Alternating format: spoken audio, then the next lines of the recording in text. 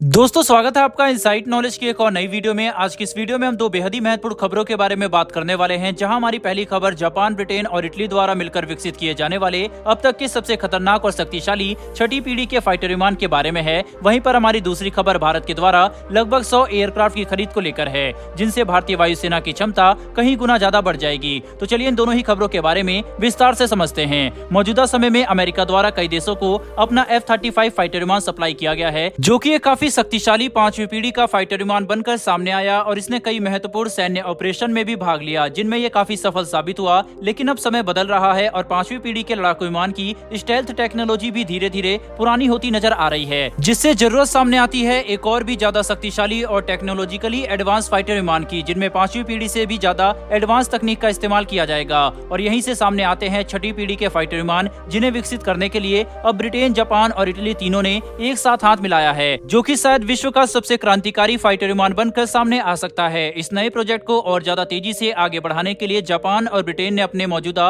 FX और Tempest 6th generation aircraft programme को एक साथ जोड़ने का फैसला लिया है, जिससे इस नए 6th जनरेशन एयरक्राफ्ट को पहले के मुकाबले काफी तेज रफ्तार से विकसित किया जा सकेगा, जो कि श्रेणी के दूसरे प्रोग्राम्स के ऊपर पहले ही एक काफी बड़ा एडवांटेज है। ब्रिटेन ने काफी समय पहले ही भारत को अपने टेम्पेस्ट प्रोग्राम के तहत मिलकर काम करने का ऑफर दिया था। इसी तरह से जापान ने भी भारत को न कि सिर्फ अपने FX प्रोग्राम में शामिल होने के लिए कहा, बल्कि जापान भारत के एमका प्रोजेक्ट में भी मिलकर काम करना चाहता है। लेकिन भारत ने इन दोनों ही देशों के ऑफर पर ज्यादा ध्यान नहीं दिया और स्वदेशी रूप से ही एमका के विकास को लेकर आगे बढ़ता रहा। हालांकि अब जब जापान, ब्रिटेन और इटली तीनों ही एक साथ आ चुके हैं, यहाँ तक कि टेम्पेस्ट और FX 6th generation fighter jet programme को भी अब जोड़कर एक ही प्रोग्राम के तहत ला दिया गया है। इसीलिए भारत अब इस प्रोग्राम के साथ जुड़ने के बारे में सोच सकता है, जिससे हमें हमारे एमका को विकसित करने में भी काफी महत्वपूर्ण सहायता मिलेगी। वहीं कुछ समय पहले ही भारतीय वायुसेना के प्रमुख की तरफ से यह बयान देखने को मिले थे कि भारत एमका प्रोग्राम के तहत विदेशी कंपनियों और पार्टनर के साथ कोलैबोरेट करने के लिए तैयार है,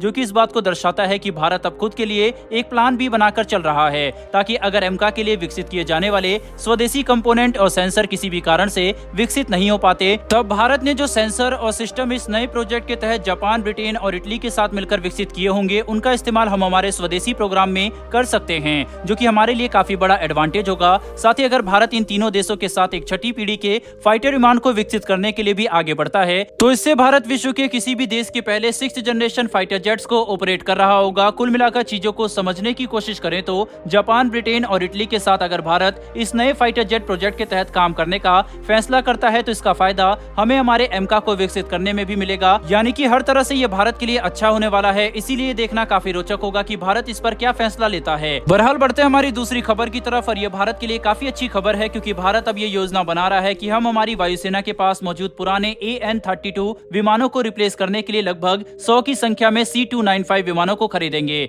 जिनसे भारतीय वायुसेना की ट्रांसपोर्ट कैपेबिलिटी काफी ज्यादा बढ़ जाएगी। भारत में इसके अंदर बातचीत तब शुरू हुई है जब हमने पहले ही लगभग 50 से ज्यादा C-295 विमानों के ऑर्डर दे दिए हैं। ऊपर से इन विमानों की मैन्युफैक्चरिंग भी भारत के अंदर ही होगी, क्योंकि इसका प्लांट सफलतापूर्वक भारत के अंदर स्थापित किया जा चुका है, जो कि C-295 विमानों के प्लेटफॉर्म को भारत के लिए काफी ज्यादा फायदेमंद बनाते हैं। C-295 काफी मल्टी रोल विमान है, क्योंकि इनका इस्तेमाल सिर्फ ट्रांसपोर्ट में ही नहीं बल्कि सिविलियन और एवेक्स के साथ साथ एंटी सबमरीन वारफेयर में भी किया जा सकता है, जिसकी वजह से इन विमानों की रिक्वायरमेंट भारतीय वायुसेना, नौसेना और कोस्ट गार्ड को सैकड़ों की संख्या में है। और क्योंकि अब इन्हें भारत के अंदर ही प्रोड्यूस किया जाता है, इसीलिए इन विमानों की ज्यादा बड़ी संख्या में इस्तेमाल करना भारत के लिए मेक इन इंडिया के तहत भी काफी अच्छा होगा। मौजूदा समय में भारतीय वायुसेना लगभग 103 की संख्या में पुराने A932 विमानों का इस्तेमाल करती है, जो कि अब उतने सुरक्षित और कारगर नहीं बचे हैं। हालांकि इन्हें अपग्रेड किया गया है, लेकिन फिर भी एक पुराने प्लेटफॉर्म को आखिर कब तक इस्तेमाल किया जा सकता है। यही वजह है दोस्तों कि भारत को अब इन्हें रिप्लेस करना ही होगा, जिसके लिए C-295 सबसे अच्छा विकल्प है। यह भी संभव है कि इन 100 C-29 विमानों के ऑर्डर देने के बाद